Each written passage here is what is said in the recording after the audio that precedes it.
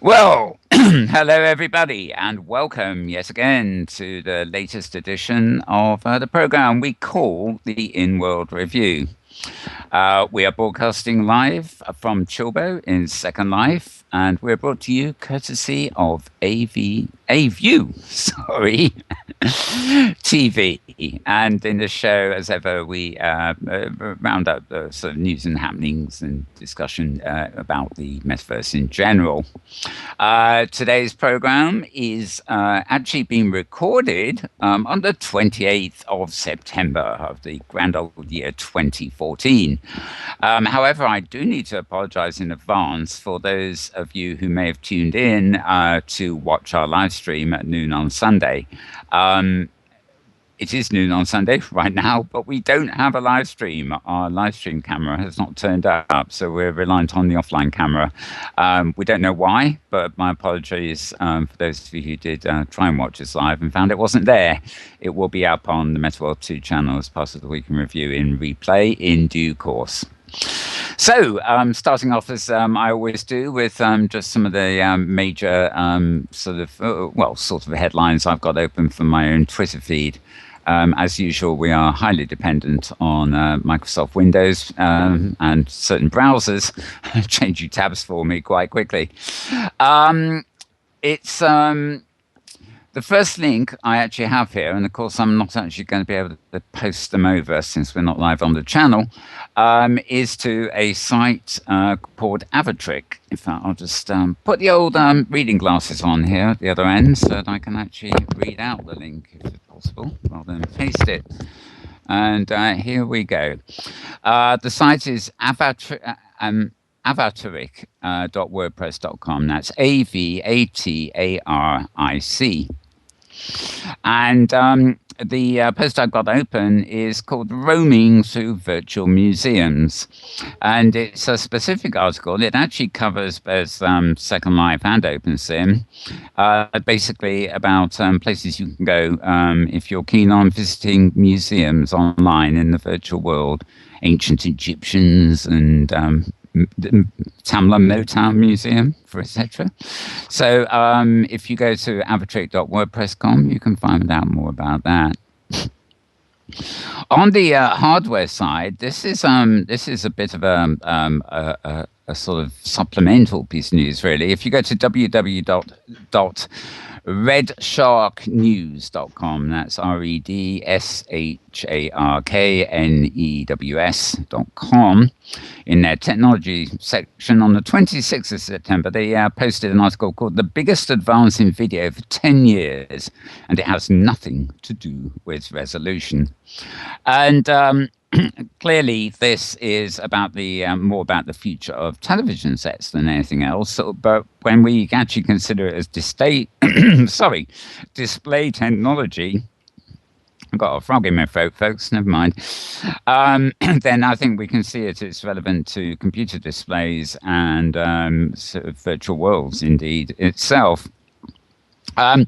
Basically, the guys who wrote this article have had a demonstration on Dolby Systems' new surround vision technology, as it were. And one aspect of this is the way they're actually producing displays. They're coming up with you'd actually have to read this if you want all the technical details, but basically it's a full range dynamic screen. In other words, what we're used to with 260 at 5 shades of grey and the various hues and saturation do actually give us a very limited range. For example, if you have a television set and it's switched off, you'll notice it's never kind of pure black, and when you switch it on and there's a black screen, it's an even lesser black. And this technology would mean that a true black would literally look like the set was switched off, and true white would be far greater than we receive at the moment. And it's all to do with recreating the wavelengths of light on our screen rather than recreating the difference between light and color to various mixed shades of RGB, I guess, in most cases. So it's quite a good read about the way displays are possibly going. Apparently it looks so lifelike what they're doing that compared to anything else on the TV screen, it's phenomenal. Dolby, of course, now known here as Dolby Vision, the system is. Will be very well known to audiophiles because they've been working with sound technology for decades. Even back in the days of audio cassettes, they worked out ways of cancelling the noise on tapes and stuff. And ProLogic, the base for loss of surround sound systems, is also a Dolby Laboratories project. And they are not producing any hardware of their own for this, by the way. They are strictly a laboratory. The technology, like Dolby's audio technologies, will be licensed to screen manufacturers and things like that. They won't be selling any products themselves. So you can find more about that at redsharknews.com technology department. And as I say, it was a post on the 26th, which was Friday, I guess. Right. Two of my links inevitably go to Hypergrid Business, so we will come to that in a short while. We'll come back to it. In our Pays blog has a post. Basically, Virtual Ability have announced the IDRAC speakers and schedule. IDRAC is the International Disability Rights Affirmation Conference. I believe Tara actually mentioned that last week. But this post from Inara during the week has the whole schedule. And some of our friends are there. Joel Foner, for example, is presenting. And, quite a bundle of other people. You'll find this at Modem World. That's modemworld.wordpress.com, and just look for the post that was marked Virtual Ability. Always a lot of good posts in our blog anyway. And finally, the only one that isn't Hypergrid Business, in fact, that I've got up anyway, is London City, the official 2014 MSABC and Second Life Global Outreach Centre. And this basically is making strides across Second Life. It's actually, the full title is Making Strides Against Breast Cancer in Second Life. And basically London City, which is not to be confused with Virtual London, is actually becoming the global outreach centre for the Making Strides campaign. So I have a link which is mainland London blogspot.com, which is the London City site. The link I'm actually reading from is for Making Strides own site, which is makingstridessl, or one word, .org.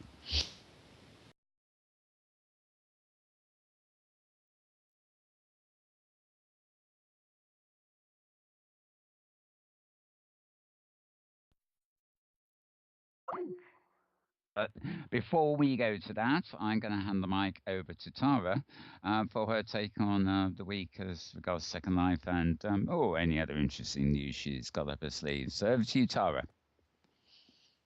Oh, well, hopefully now you are okay on recording everything. I do seem to be. Because I noticed that the MetaWorld login was showing as trying to connect there for a bit at the end of yours. Anyway, yes, good morning, everyone. Good afternoon. Greetings from the Pacific Northwest of the RL sim, where it is foggy at the moment. But probably, I said 2 hours ago it was going to burn off, and it hasn't yet. But it's supposed to. Anyhow, it is, yes, we are well into fall now. And I am in that enviable state of having an overload of ripening tomatoes at their prime, taking up more and more real estate on my kitchen counter. It's that time of year that I always enjoy when I have lots of homegrown tomatoes that actually have a serious tomato taste, unlike the tomatoes that one finds in the grocery store. Anyhow, well, I would say this has been a relatively light news week, at least as far as Second Life is concerned. There wasn't anything particular that I noted of any consequence in the Eat Your Vegetables department, which is actually kind of nice. It seems that chat has been settling down a bit.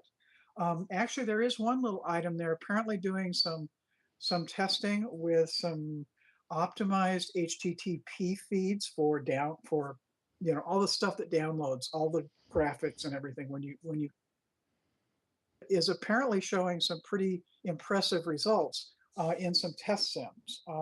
So I'd say stay tuned on that one. Don't hold your breath until it's rolled out and actually is getting hammered by multiple users, i.e. the usual user stress test stuff before before we say that you may see much faster scene loads in World. So I don't think it may be out in a project viewer. It's not out I don't think it's out in a beta viewer yet. Anyway, let's see. One thing Mal didn't mention, probably the big item that is on my extended list here of to-do things, of things to do in World, is the Brno retrospective. Oh, yeah. Which is it's actually happening in two places. It's in LEA Sim 9 is the main piece, but she's also has stuff in her home region of Immersiva. This is basically, it's a comprehensive study of her work. The primary focus for the retrospective is a region-wide installation at LEA 9, where visitors can explore the development of her art over the years chronologically. This retrospective is the result of an RL Sim event in Titusville, Florida, titled Art and Algorithms Digital Festival, where she is one of a number of digital artists exhibiting their work through the festival's digital lounge. Anyway, and then, as I say, the second element, primarily aimed towards the art and algorithms event, is an invitation for them to experience the singularity of Kumiko on her home region. It's let's see. Oh, one of the interesting little side notes on this is that most of the pieces on display were not Bryn's own choices. As far as possible, they've been drawn from suggestions and requests provided by members of her immersive Inworld group. So any of you who have not seen much, if any, of Bryn O's work, this is a not to be missed. And even if you have, it's a not to be missed, because it's an opportunity probably to see things you might have missed, or things that you loved and would love to see again. So it's LEA 9. I don't know the exact how long this is going to all be up, but I think if I can just intrude a minute, this is in conjunction with a real life exhibition in Florida. But yes. On the actual Weekend Review show tomorrow, we actually have a couple of videos of both those installations programs. So people tune in tomorrow, they'll be able to see that in all its glory, and indeed it does look wonderful. Yes, good. Let's see. Okay, and then this is a week when lots of things are ending or deadlines arrive. So I'm just going to kind of do a quick walkthrough of those items, and these are all things that have been mentioned before, but I think well worth mentioning again. The Parramatta Science Sci-Fi Film Festival, Project Sci-Fi competition in partnership with Screen My Shorts, which has a machinima. Machinima category. You have until October 3rd to register with the competition. If you don't have the link, if you go to the University of Western Australia website, you will, the Second Life in version of same, I'm sure you'll find a link there to it because they're involved. Let's see, the Home and Garden Expo, which is a benefit for Relay for Life and the first kind of major event for the beginning of the new calendar year, or donation year for Relay for Life Inworld, ends today. So get over there if you haven't been and you want to check out cool new stuff from lots of different designers in the home and garden arena.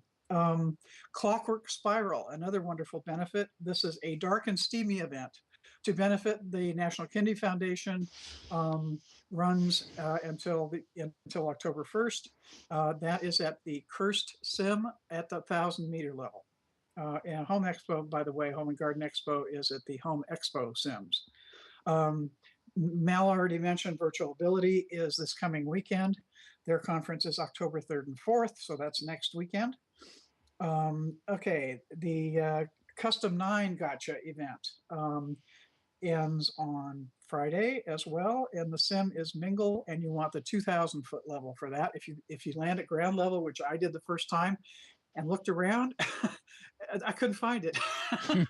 And it was one of those, I said, it must be here someplace. Maybe it's in the sky. And I finally, after prowling around and getting booted out of somebody's little space that they had an ejection button in,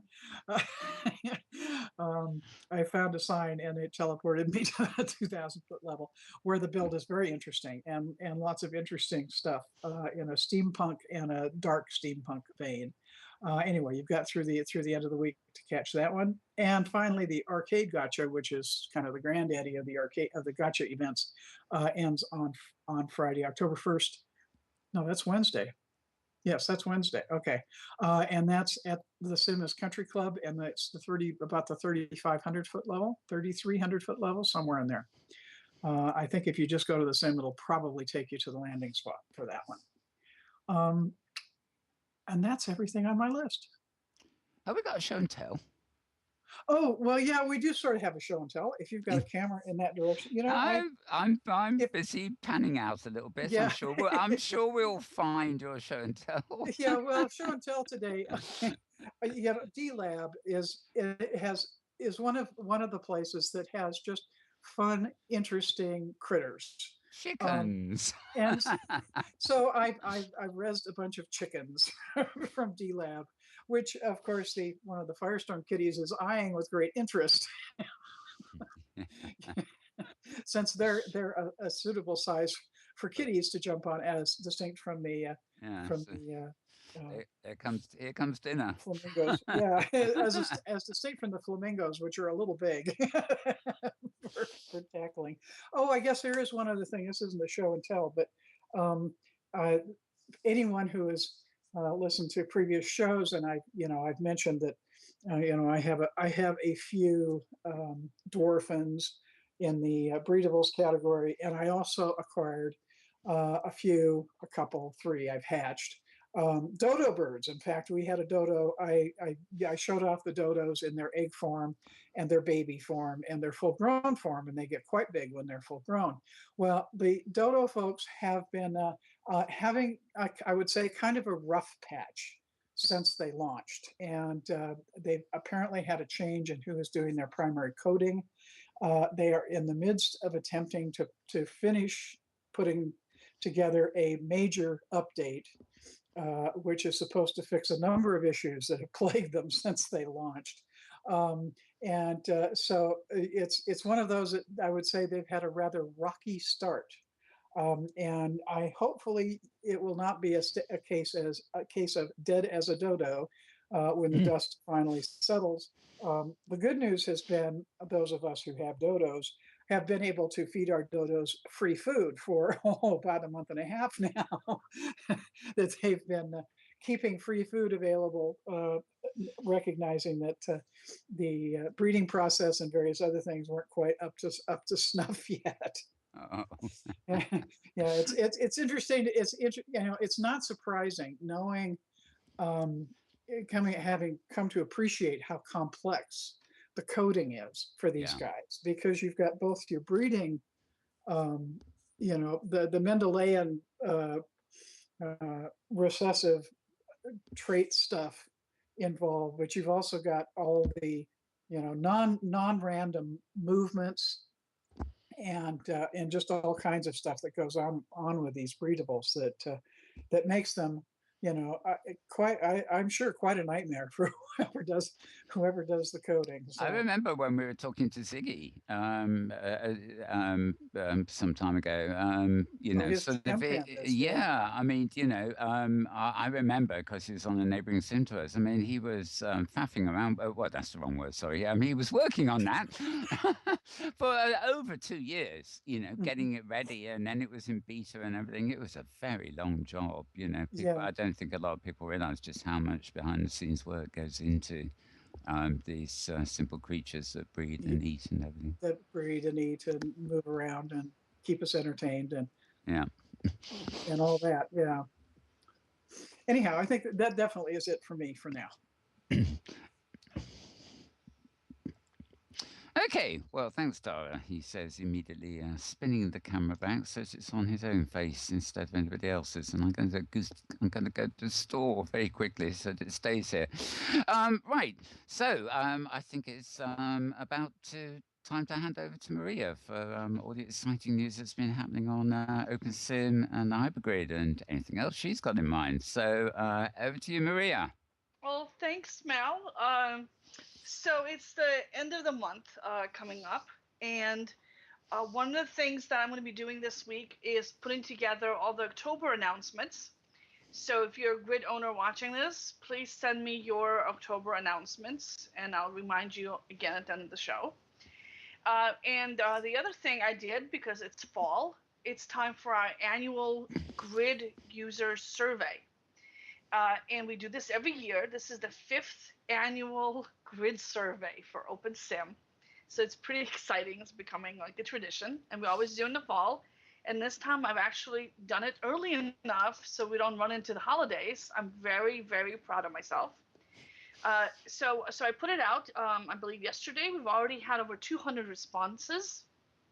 And we have more than 60 from Inworlds, around 30 from the Zandromos grid, over 20 from Kitely, and next up is Metropolis and OS Grid. So very interesting. We also have a bunch of grids that people were writing in. I don't know if you remember this, but in previous years, we've always had some write-in candidates that did extremely well, and then over the course of the year, some of those write-in candidates grew into top 10 grids by traffic. Mm. So this survey is a way for really good small grids to really get the attention that they deserve. I have to say, actually, during the course of the week, I've seen a number of different blogs with links to your site saying, vote for us, vote for us. So, yeah, Unfortunately, once they say that, they can't control how people will vote. that's true. Yes. So if you've been annoying your residents, this is their opportunity for payback, Yeah. and they do. People will Mm. write huge essays about all the stuff that's wrong in their grid. Now, obviously, the results are usually skewed in a positive direction because people who really hate their grid at some point will leave that grid and find a grid that they like. And you're supposed to only vote for your primary grid. And if you split your time between two grids, then you can vote for both of them, but you have to make a special note of that so when we don't delete the duplicate. But since you're only supposed to vote for one grid, most people vote for the grid they spend the most time on, which is usually the grid they like the best. So so when I get negative responses, that is a sign that something is very wrong. And one year, for example, we had a lot of negative responses about Avination. And afterwards, over the course of the next few months, you could see their stats dropping. So it's kind of an early warning bell for grids as well, that you have a lot of dissatisfied users, and if you don't step up and improve your game, they will eventually the satisfaction will build to the point that they will leave, and they will leave maybe form these new grids that are doing extremely well. Now, there's a bias towards smaller grids as well because it's easier for a small grid to deliver good service. And if you only have a handful of residents, you can manually personally, show them around the grid, and they feel they get to know the grid owner and feel really special. And so when you have a really huge grid, there's going to be a larger population of discontented people in it. So so the stats will kind of naturally start dropping a little bit when you don't have the small group of really big enthusiasts. But yes, if you're a small grid that does a really excellent job with its residents, this is your time to get it on the map. In the past, Island Oasis and Lost Paradise were two grids that did extremely well. Worlds did extremely well one year, and over the course of the following year, they became a top 10 grid as well. So now, I don't know how well they're going to do this year, but I'm already seeing some responses from Worlds. So there are some people out there still who consider that to be their primary grid. So I'm very surprised by this, but Yeah. they've got some loyal users. And now, if any grid owner wants to have the raw data, they can have it. I strip out all the identifying information that is collected and just give them the raw results. I can give them the raw results for all the grids or just for their own grid. And I can give them the anonymized comments that people have as well. And a couple of grid owners have asked for that in the past. In the write-up, I'll just summarize these things. So, and in the past, some people have said that, I personally filed 200 ranks for this grid, and that's why it's so great. And I think that's just a bunch of BS, because when I went in to check, there were no 200, identical things for that grid, and usually you can tell right away if something is a fake thing, if Google even allows it through. So there's several layers of checking, including the sort of common sense one. If you have a whole bunch of identical, all A's or all F's rankings with a bunch of fake email addresses, that's a dead giveaway that something's wrong, and I just delete them all. So definitely so you want as many different people as possible to vote on this. And I love seeing comments on what people explain in detail what they feel about a grid, and it's a really good way to get more context for what's going on in the grid. And people, when they speak anonymously, they will often bring up real issues that maybe they don't want to talk to a reporter on the record about. And then the main reason why I do this survey is because it gets all the grids out of the way, so that next month I can do a hosting providers survey, which is the one I really care about. What I really care about is what hosting provider has the best service, has the best support, the best prices, the best feature set, etc. That's what I care about. That's what enterprise users care about, is what are the best hosts. But whenever I've done that survey first, everybody always fills it out for their grids instead. Like, no, I don't care. I'm not doing it about the grids. I'm doing it about the hosting providers. So I figured I'd do the grids first, get it out of the system, so the people who want to rank their grid have ranked their grid, and then next month we'll do the hosting provider survey. And then after that, we'll do a features wish list survey, and that'll be it for this year's surveys. So absolutely do that for your favorite grid. If you've already done that, spread the word through your social media, to your friends, to your fellow grid residents, to your Inworld groups. Get it out there. We want people to know all the cool stuff that's happening in OpenSim, and this is a really nice high-profile way to do it. Okay, moving on. One of the VR designers here in Boston let me run a reprint of her article, 5 Tips for Designing for Virtual Reality. Oh, yeah. based on her experience actually creating Oculus Rift games. And so a lot of this applies directly to people building in OpenSim and Second Life right now who eventually want this to be, Oculus Rift enabled. And two of the things that I want to have people pay attention to um, is to um, is to not abuse textures because they look really, really bad in a 3D viewer.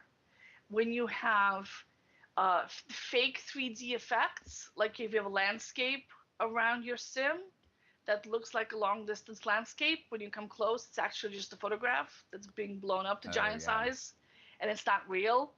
Um, or you're trying to do like a funky what was it, trompe d'oeil kind of 3D effect. It's really obvious when you're wearing stereoscopic glasses that that's faked, not real. Mm. So those kinds of things are going to become more significant. And uh, one advantage of OpenSim is that you can get more prims so that you can do real landscapes instead of fake ones. But on the downside, another one of her pieces of advice is to keep frame rates high. And so you kind of have to choose between the two. Hopefully, in the future, all of this will be a moot issue as all our connection speeds go up. And I'm hoping that virtual reality will drive the push towards more bandwidth, faster connections, and faster computers for everybody, because the current systems can't really handle good virtual reality. Mm. So maybe people will upgrade this. Um, okay, so uh, um, Spellscape donated a filtered ore export. Spellscape is one of these small grids that not too many people know about. Very nice website. I really recommend you check them out. It's spellscape.co.uk, and they're magic themed grid. And they wrote a code that allows the grid owners to give inventory exports to all their users where the exports are filtered so that only content that's allowed to leave the grid can leave the grid. So, for example, if I'm running Spellscape, I don't care if my users can export all the stuff they themselves created or all the freebies that they got from the Lynn Kelly shops. But maybe I don't want them to export my proprietary questing items that I have on the Spellscape grid. Yeah. So what I do is I give them, and they're in the process of setting it up on the website. So if I'm a resident of that grid, I would go in and I would say, get a copy of my inventory, and it will give you a copy of that inventory with those questing items filtered out. So everything else but the stuff that can't leave. And they've donated the code so any grid can roll it out, and they can uh, filter based on the regular permissions, the copy, transfer, and modify permissions. So if it's full perm, you can export it, or some combination of the permissions. So very nice. It works a lot like the filtered OR exports. The ORs are the region files that saves everything on a particular region. Mm. And Kitely donated that a couple years back. So thank you, Kitely. And thank you, Spellscape, for doing this new feature. It should be really useful, especially for commercial grids. The open grids, for the most part, already allow this. For example, if you're on OS Grid, you can export your entire inventory anytime you want to. And you get everything that's in there, no matter what its permissions. And speaking of OS Grid, they had an update a few days back. Their clone drives are back, and they're connecting them and testing them. That update came out 5 days ago, and we haven't heard anything since. So so it's a shame that they're not keeping people posted more regularly, because it's now been an even month that the grid went down. Yeah, this is a very, very long outage. It I feels mean, like even longer, really. it's long. I believe it's longer than most of the Avi World's outages, and Okay. yeah. So so it's a very big shame. I really hope that they will able to be fix this, and do something about the communications and outreach efforts too, and maybe do something about the fundraising as well. Somebody approached me this past week about setting up a we kind of approached each other about setting up a fundraising team just for to get money for OpenSim. I don't know if they have this in the UK, but here in the United States, we often have like a friends of the library or friends of the museum or a friends of the ballet, and it's Yeah. a collection of people who come together and all they do is fundraise. So the library does its library stuff, and the museum does its museuming, and the ballet does its dancing, and uh, and they don't have to worry about the fundraising part. The friends take care of the fundraising. They organize the events, they hold the campaigns, they reach out to donors, they do all that stuff. And I think that would be a perfect model for OpenSim, where the developers can do their developing, and the grid owners can do their owning and whatever they do, and the people who come together for fundraising are fundraisers. They're not technologists. All they do is fundraise, and they're people and money people, and they love people with money and money with people, and that's all they do. And it's a very different skill set to raise money than it is to run a grid or to run an open source project or to write software. In fact, they're almost mutually exclusive. I mean, the personality type that's good for one is pretty much the diametric opposite of the Of the- personality type who's good at I, fundraising. I know this. I'm just one of these get on with it people. When it comes to PR or fundraising or anything, forget it. Yeah. I've had a couple of grid owners come to me complaining that nobody gives them money, and so I look at these grids, and first of all, you haven't asked me for any money. That's the first step. Is you can't complain people don't give you any money if they don't know you want it, right? And then give people a reason to give to you. So you want something special. Support our this particular event, or support our education grants program, or support this particular set of development, or support documentation project. Mm. The more concrete and useful the thing is, the more likely it is people will give money for it. In fact, any reason is will often trigger people to give money more than like no reason at all. Just like give us money. Give us money because it's a good thing to do. We'll have a higher response rate than just give us money, or give us Yeah. money because it's the holidays. How is that connected? But Yeah. people will give more money because now it's associated with the holidays, not associated with a reason. So Yeah, I think there's you have to for the advertisers. I've got one of my websites has got a PayPal button on it. Donate, and I don't think anybody ever has. And rightly so in a way. I mean, what are they donating to? You're not telling them anything. You're just saying here's the plug donate. So yeah, I think you have to make a concerted effort to explain why you're raising money. Exactly, and you have to change it. So every month you have to do something new. You have to do like what the politicians do. Oh, look what the Democrats did! Quick, give some more money to us, say the Republicans. And then the Republicans say the opposite. Oh, look what the Democrats said! How dare they! Quick, give us some money!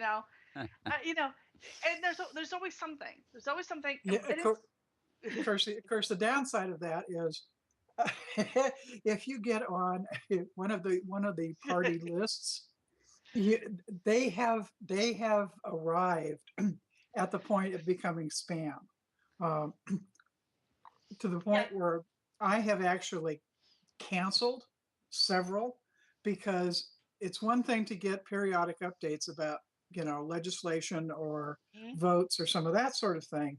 But it hit the point where I was getting 6 to 8 a day that Yeah. can't you just, kick in $3 for this campaign or that campaign or the other, Right. and I, it took about 3 rounds of different lists because they pass those lists around, Yep. before I finally put an end to them. But oh my God. Yeah. Yeah. Fundraisers have to Yes. be really, really careful about not doing that. So Yeah. you have to gauge it correctly. You want to ask for enough money that people are still giving, but not so much that you're turning off more people than you get additional donations. So it's a careful line you have to walk on, and it takes a special type of person to go back and keep asking, uh, and saying, we're still coming out ahead with this, so let's keep asking. Um, and you have to be dedicated to it. It's an ongoing thing. You have Oh, to yeah. keep doing it every month. You have the one big annual campaign that like the Relay for Life in in Second Life, they plan that, for a whole year, this big campaign. And so when we're doing something for OpenSim, there should be a big annual thing that's planned for the whole year, that has, that where everything is geared up to. So there's the whole bunch of, it's a whole science. Oh, There's a whole yes. Yeah. science of Yeah. doing this. I think Yeah. there's other there's also danger of people being greedy. I say this listening to say radio adverts for charities here in the UK, where they'll issue the plea and then they'll say something like, just £25 a month will provide a roof over this person's head in Africa or something like that. And there's evidence that they actually discourage donations because $25 a month is just pound a month is just too much for people. And rather give a little bit, they just won't give. Whereas if, every penny counts kind of approach, means that the micropayments and stuff all add up. Yeah. Again, you have to run tests and see which one actually brings in more money. And Yeah, then you have to. development directors in the world of nonprofits, it's very much an in-demand, actually, job description. Mhm. Having worked in the nonprofit arena for many years, Right. people who are really good at it, there's definitely a lot of science to it, and a lot of trial and error, Yes. and it's equally apparent that there are a lot of people attempting to fundraise uh, online who are doing it wrong. Yes. Yes, So, and those are the ones who stand out. The ones that are doing it wrong are the ones who stand out. The ones who are doing it well, you don't notice them as much because they're successfully and calmly pulling in the money for their organizations. And then the right. other thing to be careful of is to be transparent in how the money is used. Some of the Oh, bad players just put all the money towards management costs. And there's rating agencies that will, rate how much of the money actually goes to the goal. Friends organizations typically are fully volunteer run, and all the donations go to the goal, except some go for like paper, postage expenses, and stuff like that. But for the and if you're holding an event, if you're holding a party, in the real world, you need to, get a venue and pay for food and stuff. In a virtual world, you'll need to pay for a stream, for bandwidth, and some expenses like that. But for the most part, Avacon's a great example of an organization that fundraises for a specific event to hold the conferences. mm. But they don't fundraise beyond that for OpenSim in general. So what I would love to see happen is an organization that's just about fundraising for OpenSim, and they would donate to the OpenSim core developers to get some of the core development stuff done that maybe nobody thinks is particularly sexy, but really needs to get done. And donate to OS Grid, which is a testing grid. We, need to have some kind of stable monthly donations set up for that. And finally, to individual projects on nonprofit grids where they would write grants and we would fund particular things that are good for the community, like the LEA, but on the OpenSAM side. And I would love to have that. I think OpenSim is getting to the point where it's big enough, robust enough, and has a big enough ecosystem that I can support this. So if anyone's interested, email me, Maria at hypergoodbusiness.com, and we'll put you in touch with the other folks working on it and with the people who are expert in this, and we'll try to get something going. I think it's time. And we can talk more about it at the upcoming OpenSim Community Conference, which is would be a good place to have these kinds of discussions as well. Okay, I did a small story, quick story, how to install OpenSim. I realized I wanted to link to something that said how to install OpenSim. I didn't have anything up. So, so I did that. I picked one recommended viewer, one recommended grid, one recommended installer, and I just picked just by myself, just pick them. I said, download Firestorm here, download Sim on a Stick here, and if you want a big grid, you can download it from opensimulator.org. And then I had a list of providers and vendors and everything else at the bottom for people who wanted more than that. So if you're looking for something to link to, that's a quick, easy, get started kind of OpenSim thing. That would be it. Okay. Let's see. I had a nice long talk with the folks from Real Extend this past week. And I don't know if you guys know about Real Extend. They branched off from OpenSim in 2008, I believe. And they were, and their initial thing was that they were going to be all mesh. And that the thing that OpenSim missed most was mesh, and they were going to do all mesh. And because of that, they had to create a new viewer that supported mesh. It wasn't compatible with the main OpenSim or with Second Life. No grids really adopted it. It didn't go anywhere. And so it went off on its own. Just a small group of people in Finland were doing it. And they wound up incorporating Real Extend as a base layer of virtual development. It kind of became an open source version of Unity. So if you guys know Unity 3D, it lets you create little web-based, browser-based 3D games and little 3D scenes and environments where you can walk around. But Unity's proprietary. So the Real Extend version is all open source. It runs in the browser. It uses HTML5, so no plugins required. And it's a really, really cool project. It's not a virtual world. It's a toolkit for building virtual environments. So you have avatars, but if you want inventories, you have to build your own inventories. You have chat, but if you want groups and friend networks, you're going to have to build that from scratch. There's no built-in virtual currency. There's no in-world building or scripting. So it's a very a basic kind of thing. You have to build all of that if you want it.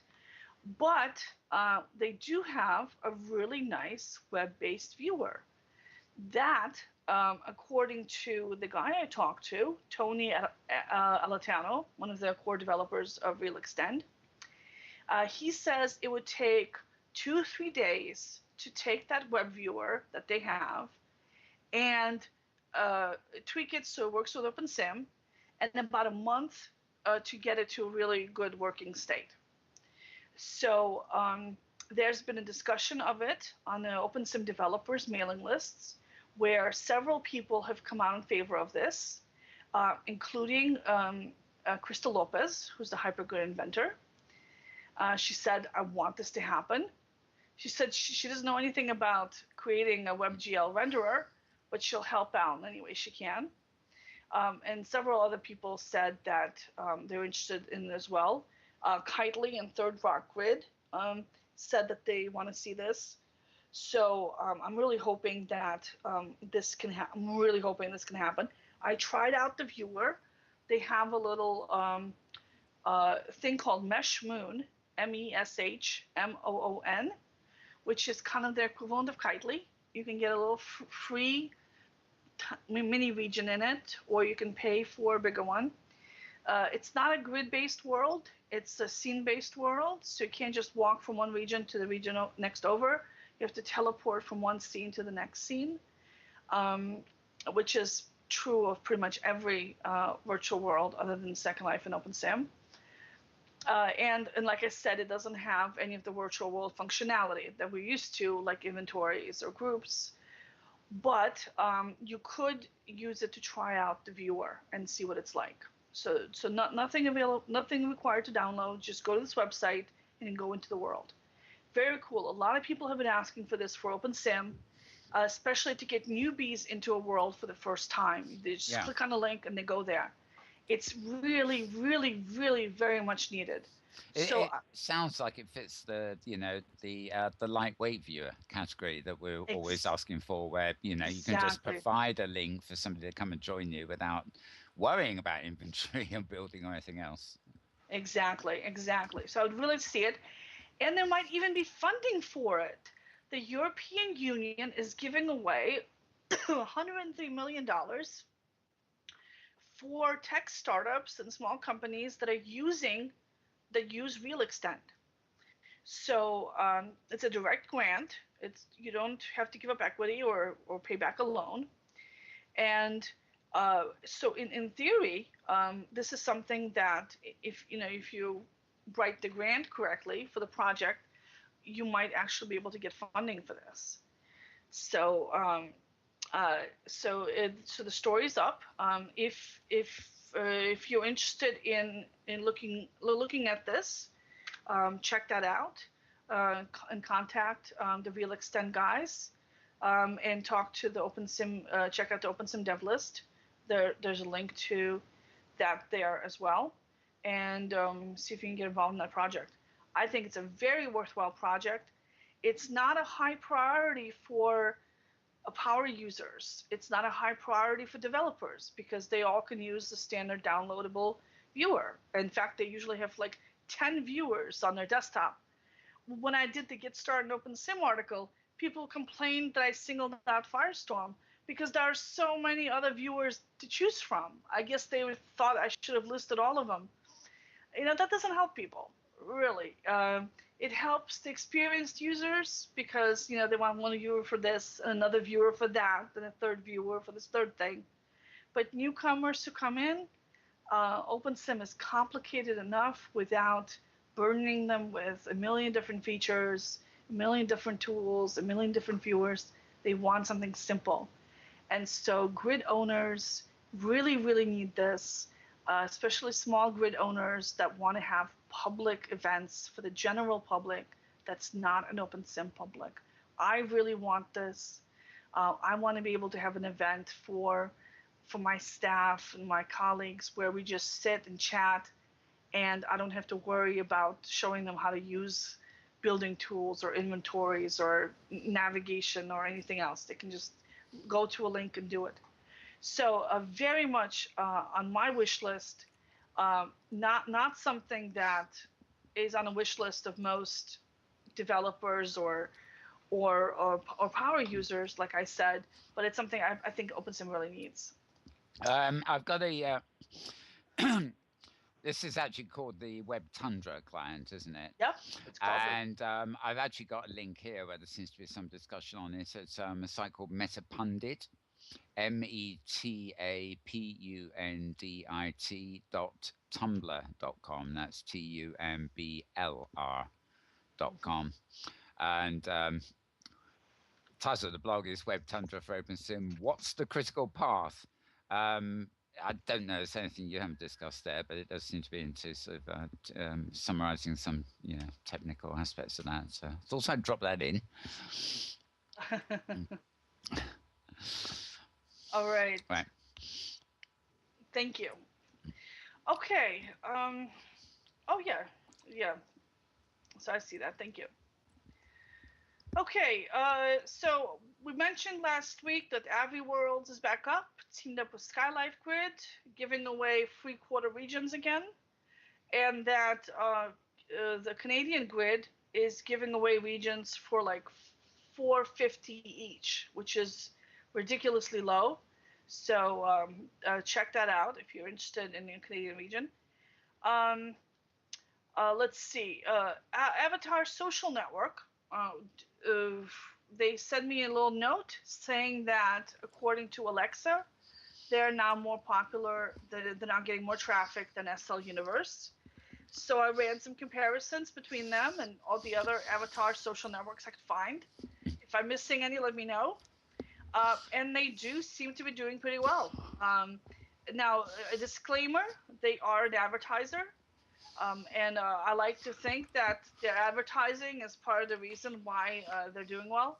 But it's probably also because it's part of a broader marketing and outreach effort. So they're leveraging that.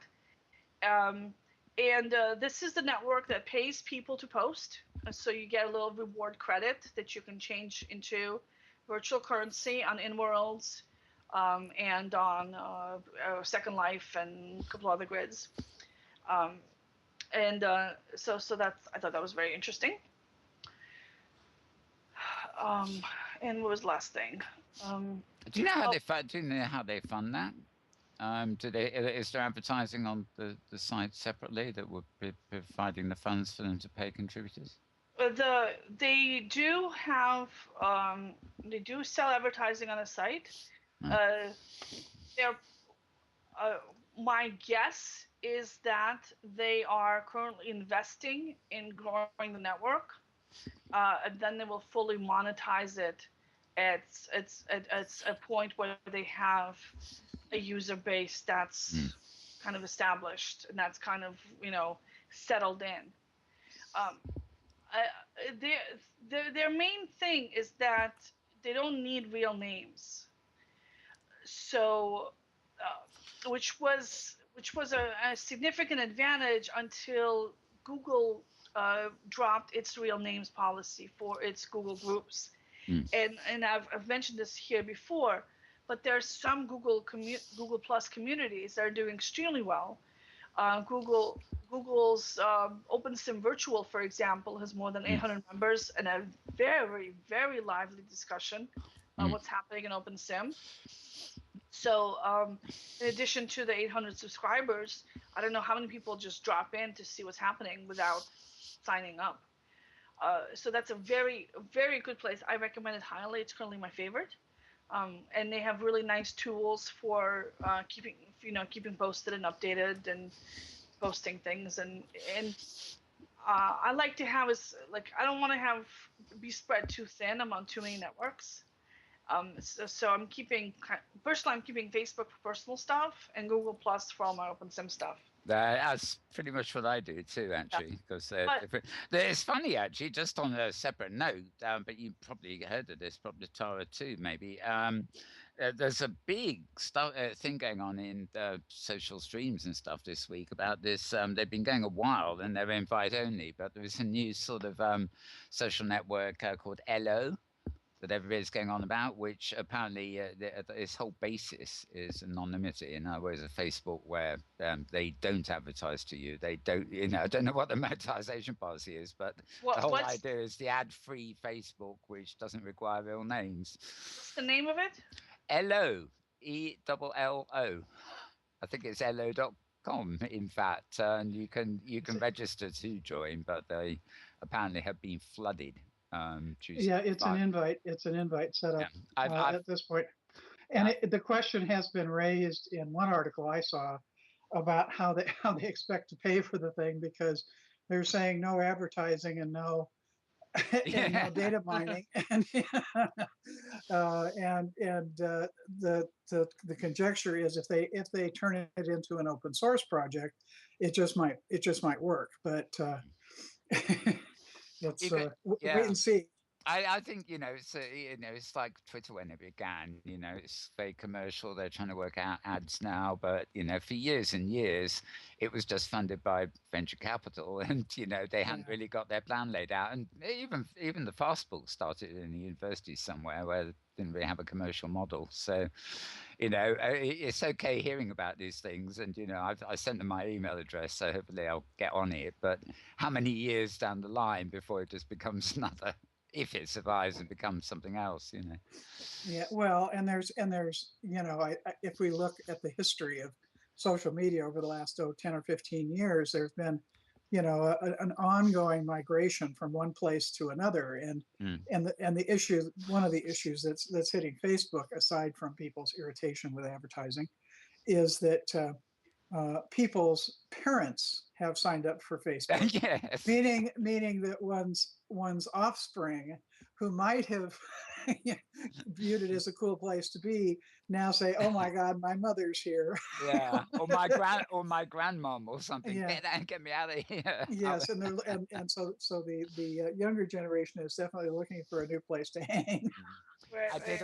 I also read I haven't got the tag post, though I don't think I did posted it, but there's another blog in the weekend, just in Second Life, where somebody's starting a new avatar network. So it's it's one of these things. Everybody has a go, but you never know what's going to last. The problem with the networks is that this is definitely not the case of if you build it, they will come. Oh no. There are a number of open source projects out there that basically take Facebook, reverse engineer it, and throw it up on the web for anybody to use. Diaspora was one. There's a whole bunch of other ones.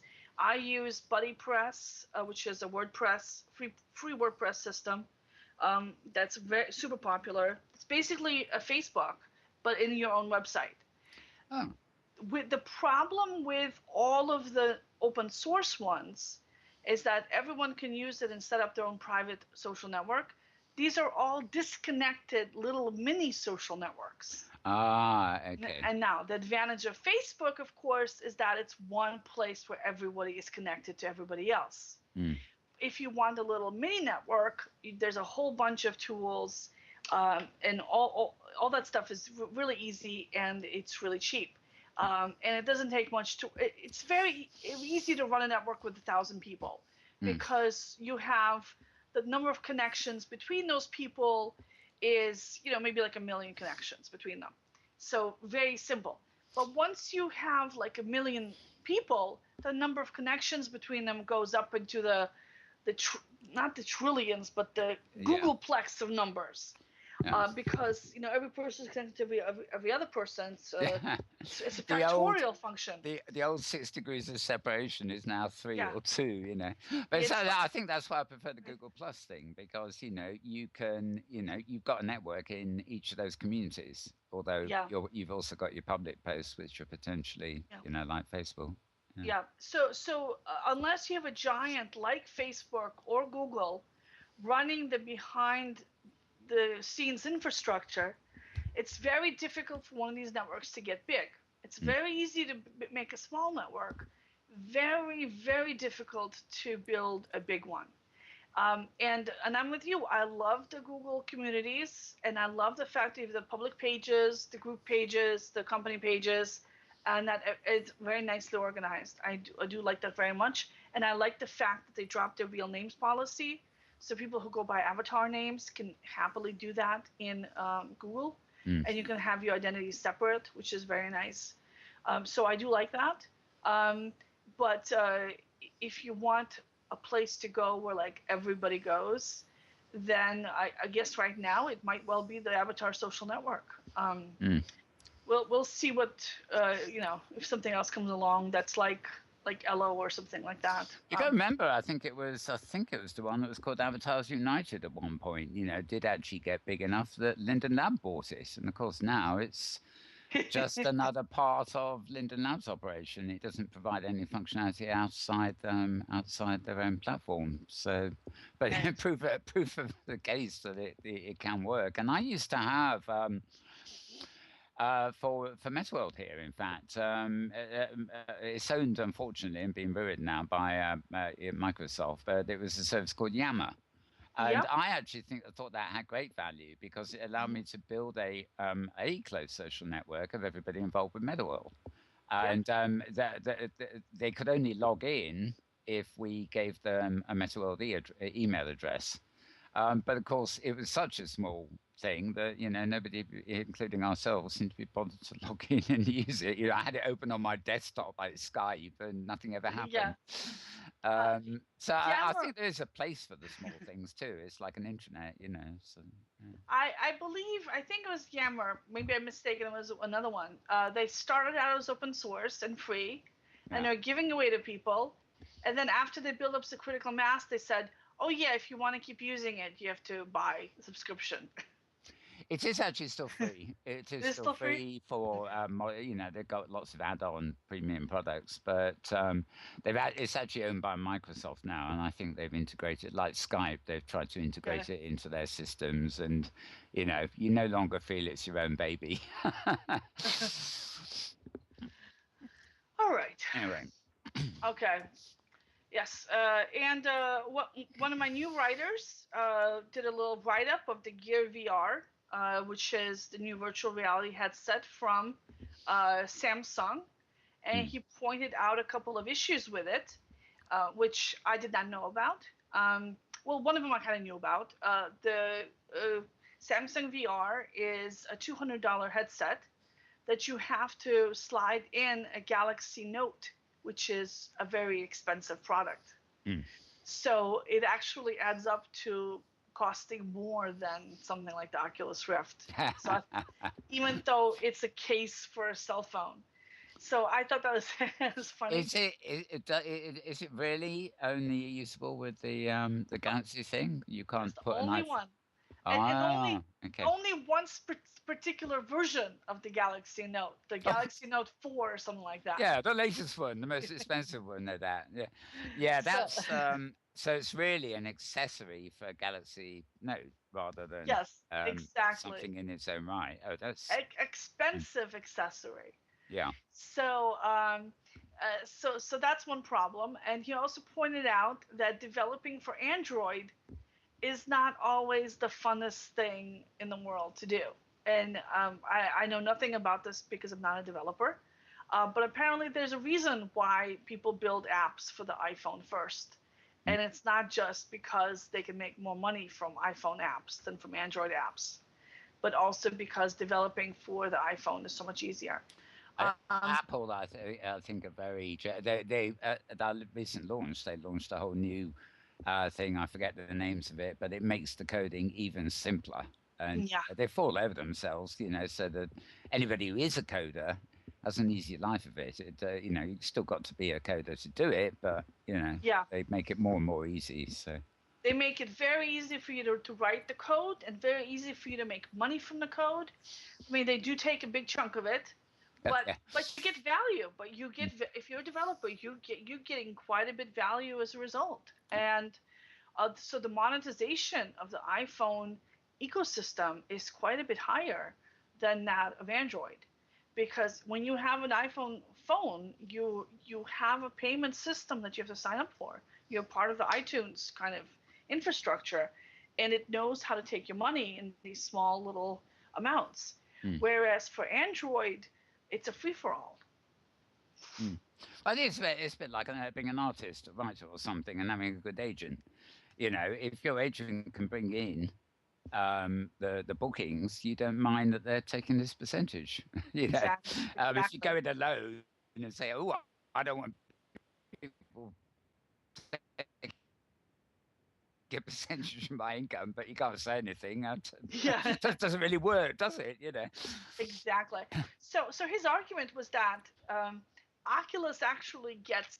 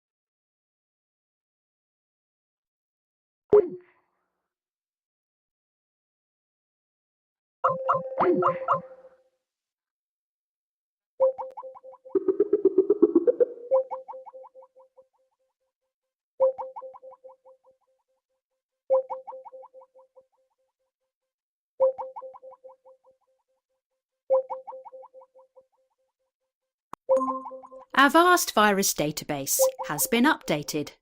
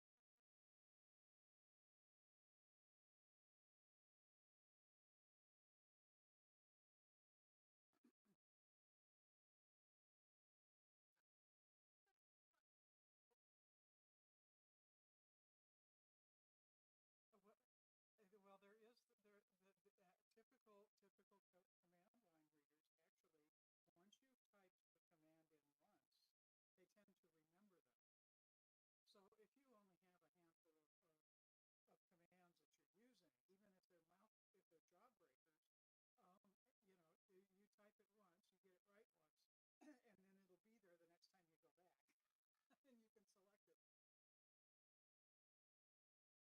true as well.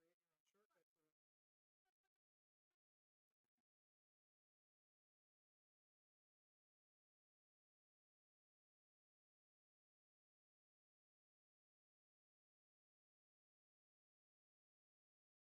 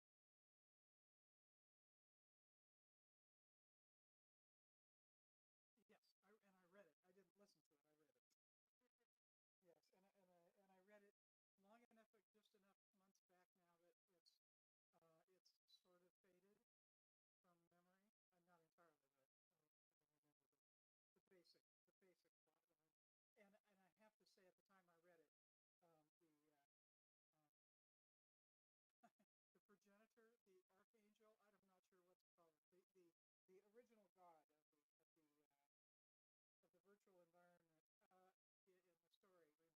Phil Clinton. Philip Rosedale. Uh-huh.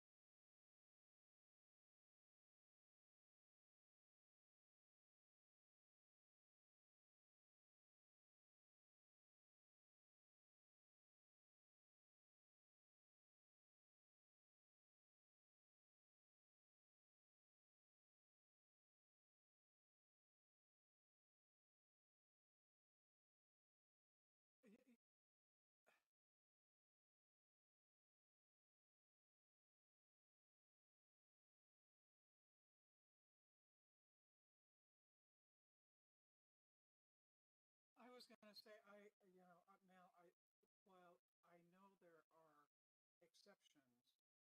directions, the fascination with gadgets is, I would say, is far more a male thing than a female thing. I mean, just that's I have a I personally find gadgets that are interesting to me are gadgets that I can see a true usefulness for. And if I can't see a usefulness for it in my own life, it has no interest in me. It's one reason that I've paid as little attention to cell phones as I have. Yeah, just as a classic example. Oh no, you're a gadget hand. You're a gadget hand.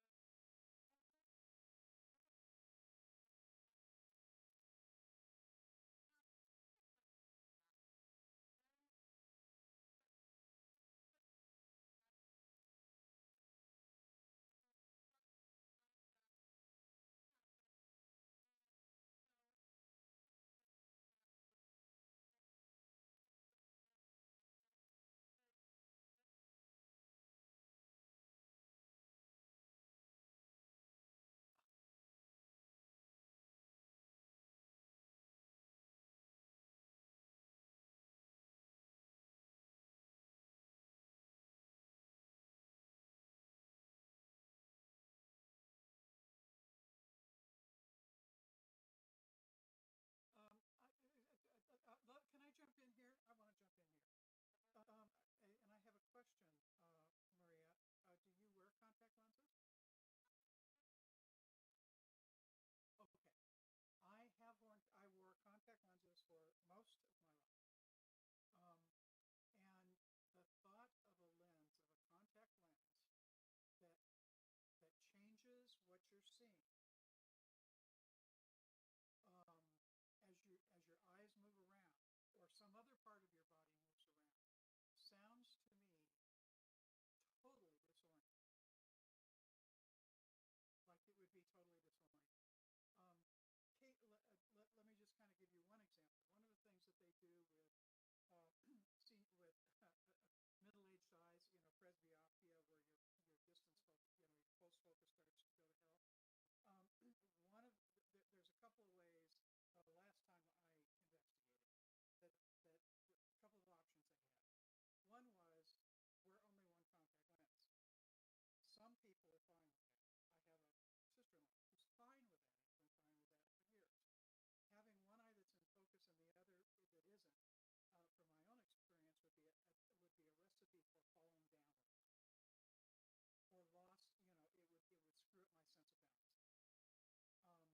Having one eye that's in focus and the other that isn't, from my own experience, would be a recipe for falling down or lost. It would screw up my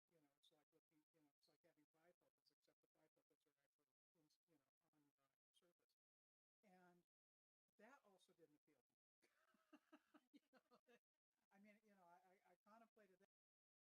I mean, I contemplated that. The right focus point. And so the thought of something, just from experience of wearing contact lenses for years, anything,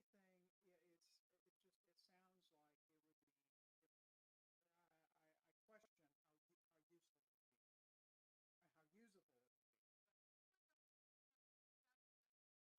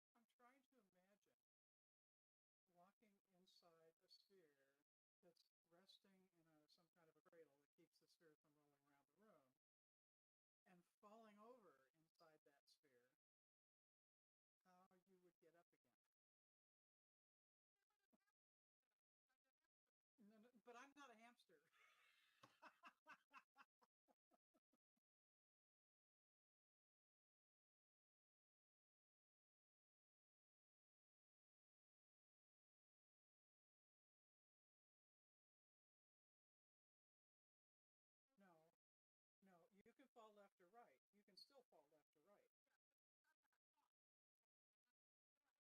Yeah, but it's the question. It's the question is not how far you would fall, but here you are and you fall over. Okay, what's going to happen is your center of gravity is now on your side, which means you have now rolled to a position so that your center of gravity, the side of you, is to the bottom of the ball.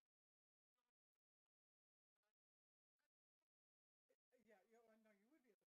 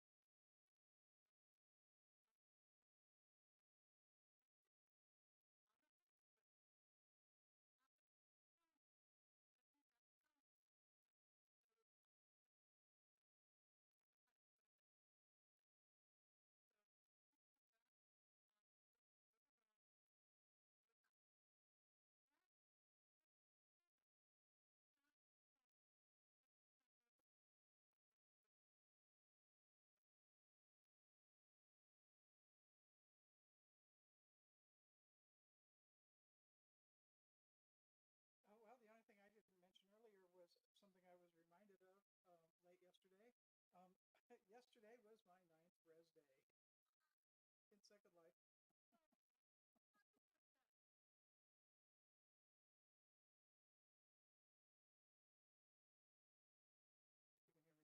will wait till I hear some other noise. There we are. Did I break out? Did I cut out there? Okay, well I cut. You guys cut out too, so I wasn't hearing you. Yes, what I started to say was the funny thing about my Second Life Res Day is that my Second Life Res Day on my profile is the date that I created the profile. My actual Res Day was about 9 months later. It took a while. It was after I created the account and I downloaded the software. I figured there were all these statements involved in what version Mac versions it would work on, and it sounded suspiciously like it would not work on my setup. But a hope springs eternal, and I gave it a whirl, and sure enough, it didn't. Meaning that I needed a couple of upgrades that I could not afford at the time, and so it